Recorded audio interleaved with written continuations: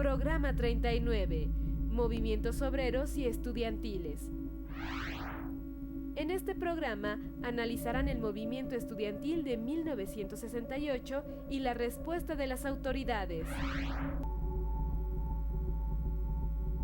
En la década de 1960, el control del Partido Único sobre la vida política y social de México generó muestras de descontento entre algunos grupos sociales.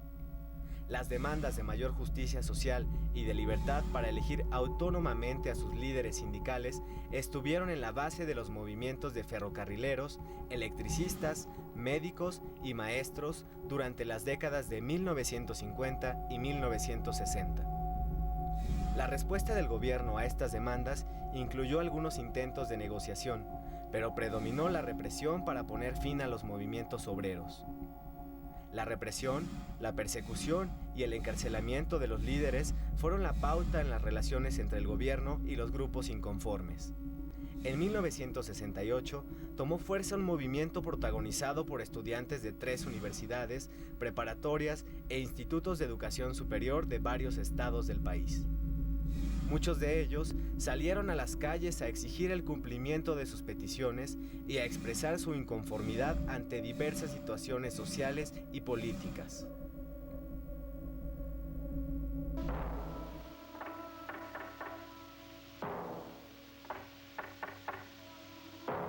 El movimiento estudiantil de 1968, ahora hay consenso entre los historiadores en que fue el movimiento social pacífico, ciudadano más importante de la segunda mitad del siglo XX. Es un movimiento que se da en un momento en el que no hay una crisis económica en México, curiosamente. Sin embargo, en lo político vivíamos bajo las coordenadas de un régimen de partido de Estado.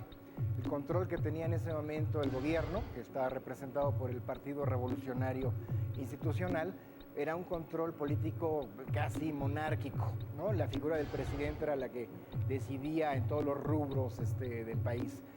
Frente a esa situación, frente a ese contexto, es que se produce el levantamiento estudiantil de 1968, en el contexto de una oleada de revueltas estudiantiles prácticamente en todo el planeta.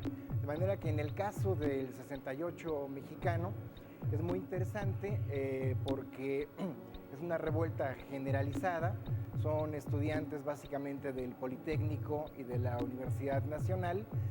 Es una rebelión básicamente enfocada en un principio en contra de la represión policíaca y de los granaderos. Hay una primera etapa del movimiento estudiantil caracterizada a finales de julio por la entrada o por un despliegue represivo policíaco y posteriormente de los granaderos, posteriormente del propio ejército mexicano, que culmina con un episodio muy importante, que es el bazucazo. Entonces llega el ejército mexicano y ¿qué realizan?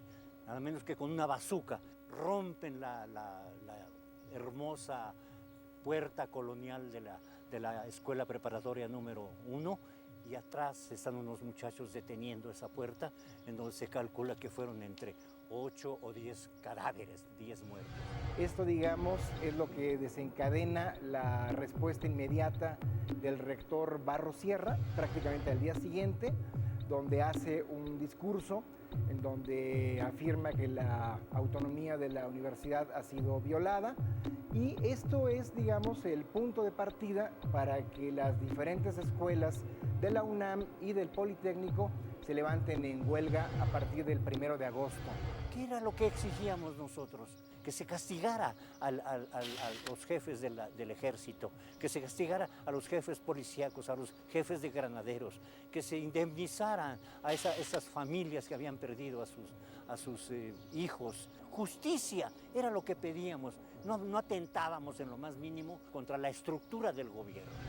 Las demandas de los estudiantes son muy concretas, se refieren a la libertad de los presos políticos, a la supresión de algunos artículos políticos que estaban en la Constitución que habíamos heredado desde la época de la Guerra Mundial y que actuaban en contra de la disidencia política, y básicamente medidas muy específicas para denunciar la represión y los excesos de la represión policíaca. Esto aglutina rápidamente en unos días a un órgano que es muy importante, que es el Consejo Nacional de Huelga, que es el lugar donde van a darse estas reivindicaciones de los estudiantes, y tenemos ya el inicio del levantamiento estudiantil. El triunfo de la Revolución cubana en 1959 y el posterior establecimiento del primer gobierno socialista en América Latina llevaron a numerosos políticos e intelectuales a cuestionar el carácter de la Revolución mexicana y de los gobiernos que se decían herederos de ella. El ambiente de crítica y la movilización de los estudiantes fueron interpretados por algunos sectores del gobierno como una amenaza y buscaron acabar con él. El movimiento estudiantil se intensificó y encontró eco en algunos sindicatos obreros como los petroleros y los electricistas. Las marchas, mítines y reuniones se multiplicaron y en la mayoría de ellas hicieron acto de presencia elementos de la fuerza pública y del ejército que vigilaban de cerca las acciones de los estudiantes.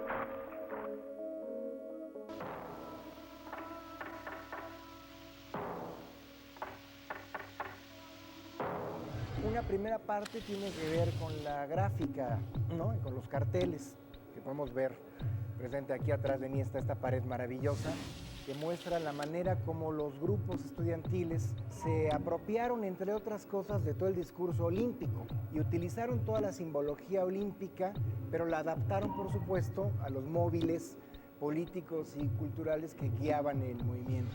Entonces tenemos a la Paloma de la Paz atravesada por una bayoneta, tenemos la figura de Díaz Ordaz que se convierte en una figura gorilesca, en fin, toda la parafernalia ahí de las Olimpiadas aplicadas de una manera muy lúdica, muy creativa. Yo creo que esta es de las partes centrales del movimiento. También desde la fotografía, la parte de la cobertura fotográfica del movimiento es sumamente importante. Tenemos una serie de fotógrafos que actuaban, algunos para ciertos periódicos, otros por la vía independiente, que hicieron coberturas fotográficas que hoy podemos ver a través de Héctor García, de Rodrigo Moya, de Bordes Mangel, donde nos marcan ciertas secuencias de las marchas callejeras que hoy forman una parte muy importante de lo que sería la historia del fotoperiodismo estudiantil. Entonces la parte gráfica y fotográfica, incluso cinematográfica a partir de los documentales, yo diría que es una de las partes centrales de los capítulos culturales del movimiento estudiantil del 68. El movimiento estudiantil se da en un momento muy importante desde el punto de vista cultural, es decir, finales de la década de los 60, un momento en el que hay una gran irrupción musical, ¿sí?, a través de todo el movimiento del rock. Tenemos por otro lado, dentro de la literatura, quizás la gran crónica del 68, la crónica fundadora, esté a cargo de Elena Poniatowska. Por supuesto también el texto de Carlos Monsiváis, ¿no?, de Díaz de Guardar.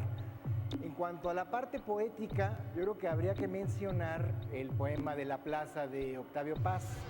Hay que recordar que Octavio Paz era embajador de México en la India y que es uno de los pocos intelectuales vinculados al gobierno que renuncia a partir de la masacre del 2 de octubre. A diferencia del resto de la clase política que se encarga como de justificar al régimen de Díaz Ordaz.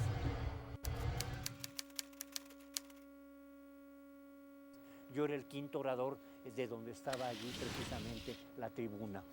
Cuando yo quise entrar por esa escalera fue imposible porque el Estado Mayor Presidencial, disfrazado de civil, no dejaban entrar a nadie. Entonces yo me dirigí precisamente ahí, a esa escalera. Cuando yo iba subiendo por esa escalera, ya estaba el mitin, ya había empezado el mitin, salió precisamente de ahí un helicóptero, dio la vuelta el maldito helicóptero, se fue para allá, regresó, volvió a entrar y cuando pasaba por aquí lanzó una luz roja.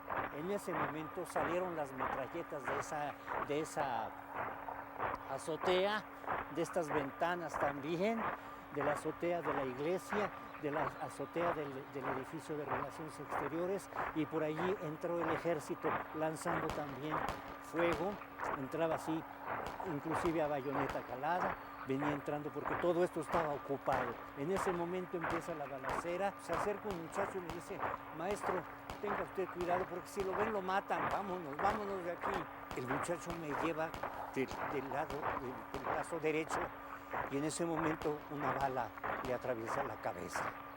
Esa bala era para mí. Ese joven me había salvado la vida. Como les digo a ustedes, para mí este hecho es el de más trascendencia de mi vida. 2 de octubre no se olvida y es de lucha combativa. Tan solo 10 días después de lo ocurrido en Tlatelolco, se inauguraron los Juegos Olímpicos a celebrarse en el país.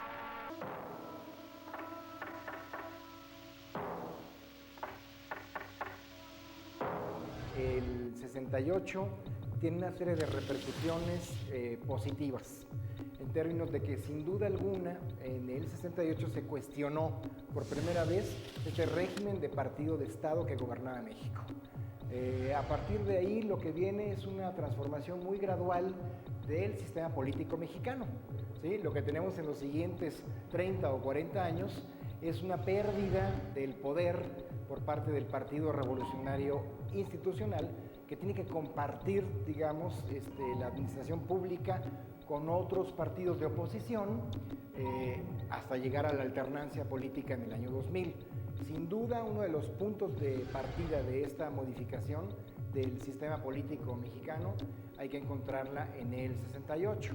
La otra serie de transformaciones importantes tienen que ver con el mundo cultural, es decir, finalmente el 68 es una gran crítica de los modelos culturales que privaban en México en aquella época. Es una reivindicación de un Estado de Derecho plural y democrático, que se va ejerciendo con altibajos en los siguientes 30 o 40 años.